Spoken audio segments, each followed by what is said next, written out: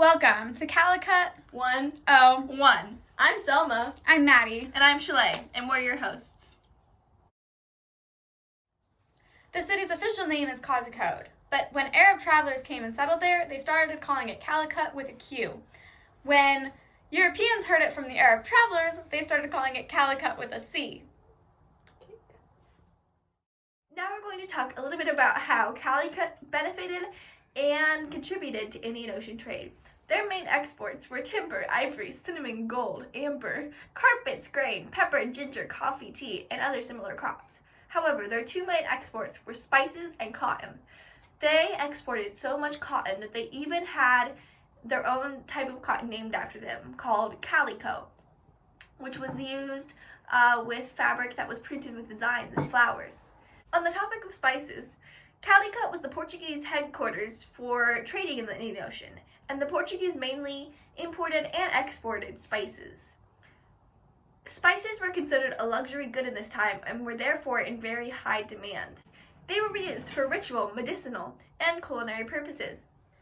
Calicut was also in a very good position for trade because of monsoon seasons.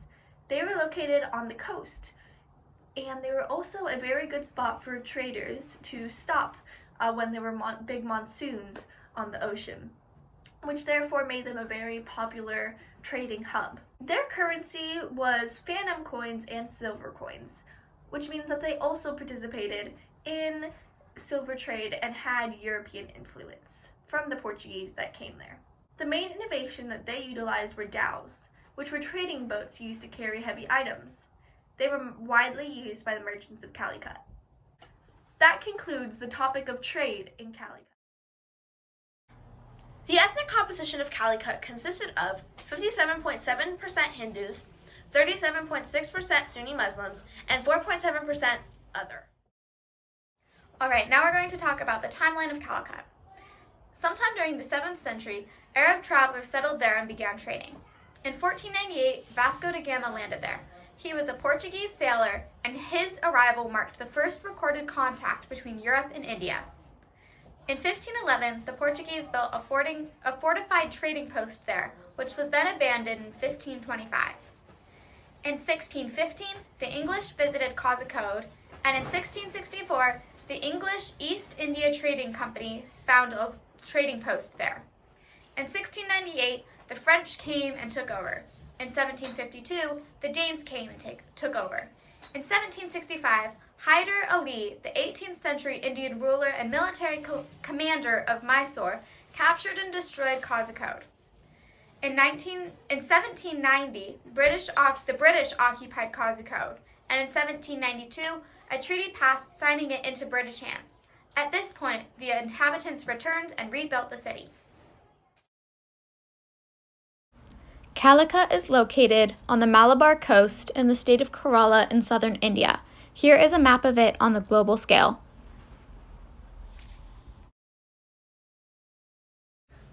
On the nationwide scale, and on the state scale. Calicut didn't have one main religion. It had many religions that spread throughout the city. Those religions were Buddhism, Hinduism, Christianity, Judaism, Sikhism, and Islam. In Calicut, there was a caste system. On the top of the caste was the Brahmins. They were priests and teachers. Next on the caste list were the Kshatriyas.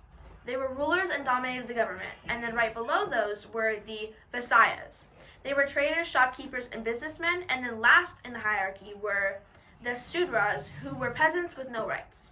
Fun fact, Buddhist and Hindu temples served as economic and social centers for the people of Calicut.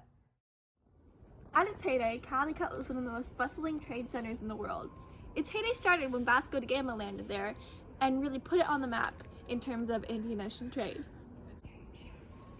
Their heyday ended when Hyder Ali, one of their most infamous rulers, destroyed Calicut and brought down the empire, ending its days of glory. Black pepper, technically called piper nigrum, was as valuable as gold in the 16th century. Over half of Portugal's state revenue came from Indian pepper, which they traded in Calicut.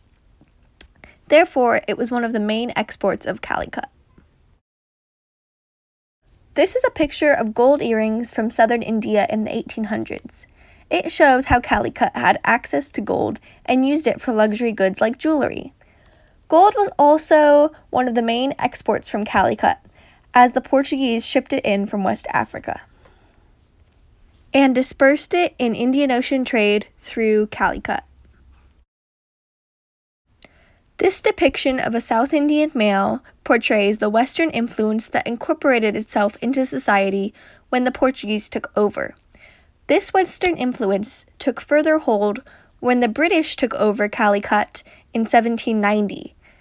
You can observe the British influence by looking at the style of the man's coat, which closely resembles the standard of the time in Great Britain. This also happens to be an image of Hyder Ali, who ended Calicut's heyday. The fact that he is wearing this Western style of clothing shows us that the Western influence had an impact at even the highest levels of society.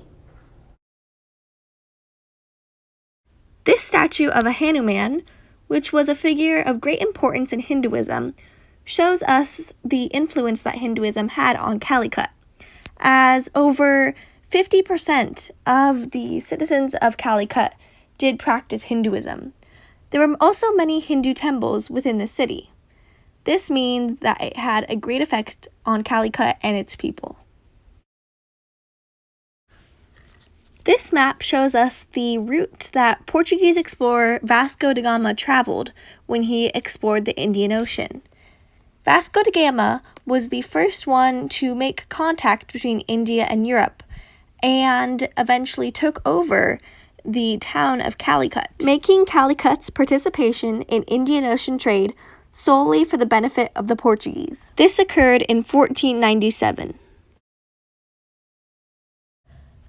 This is a depiction of some fabric made from calico cotton, which was the type of cotton named after Calicut because that's where it was mainly grown. This type of cotton was also one of the main exports of Calicut, and was very important to their and Portugal's economy. This pattern is also one of the typical floral designs made using calico cotton. Thanks for watching Calicut 101 with Selma Maddie. and Shalay. Bye!